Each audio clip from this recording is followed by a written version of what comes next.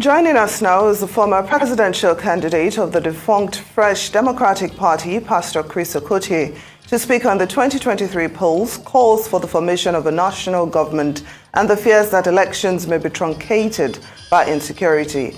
Great to have you on oooh. Thank you so much for joining us. Thank you. As you can see, I'm dressed in this oriental apparel, so my salutation is in oooh. Hey. Just conveying salutations and greetings to you. Thank you so much, sir. You're welcome to the program. All right. Now, political campaigns have begun in earnest, and of course, politicians are out and about making promises. Some have released their manifestos, and without mentioning names, I would just like to know if you're optimistic, about the 2023 elections. Are you optimistic that Nigeria will get it right in 2023, looking at the crop of candidates that we have? Not at all. I've said it very clearly that this whole exercise is a journey in futility. The political or governmental incapacity of Nigeria has never been modality, which is requisite knowledge and procedure, how they will do what. Our problem is predicated on what I call conditionality, the inherent conditional obstructions within the Constitution.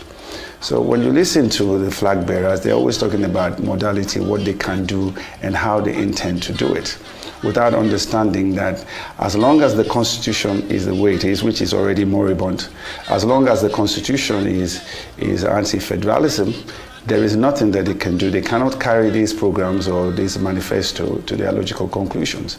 So I would say that the right thing to do is to put the kibosh on it, that is, stop this entire process and get into an interim government, fix the necessary things that need to be fixed, and then we can get on with governance. Pastor Chris, as I put away my dictionary to look up some of the words that you've thrown our way, let me ask you this. In our particularly ethnically polarized climate that Nigeria finds itself, do you foresee that these elections might be a little more tense than the ones previously? As we do know that the three major parties have three candidates, from the vice president to the presidential candidates, that represent the three major ethnic groups within our country. Do you see this being a bit more of a polarized situation than before? And how do you think that our electoral bodies will be able to handle this come February? Well, I've made it abundantly clear that, number one, INEC is what is called a Quango. That's a Quango. A Quango is an organization set up by government to oversee an area of public interest and to develop it and gets its remuneration from government. And to that extent, INEC cannot be independent. It is mere terminological inexactitude. It's not true. So if we're talking about INEC as an independent body, that is still very questionable.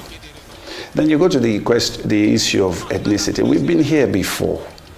We're just kind of perambulating in the wilderness of retrogression and even stagnation. What we must do, I have already stated very clearly. We must get to the root of the matter, not a government of ad hocism, where you're trying to fix something momentarily or temporarily.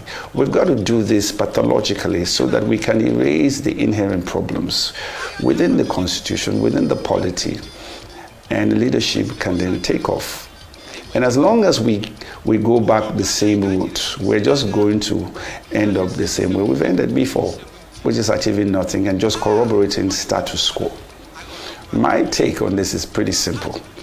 I heard in the preamble to the news what one of my senior colleagues had said about insecurity. There is no doubt about the fact that insecurity has metabolized into some kind of gargantuan monstrosity and creating the circumambience of fear, trepidation in the hearts of the Nigerian people. And as long as you have that kind of prevailing circumstance, the elections cannot work. They will not hold. So without being pessimistic, I think it's just being realistic to say that I do not see 2023 elections taking place. And I'm all for that because, like I said before, we need to get into an interim government. That's the only way forward. Well, Pastor Chris, thank you so much for that response.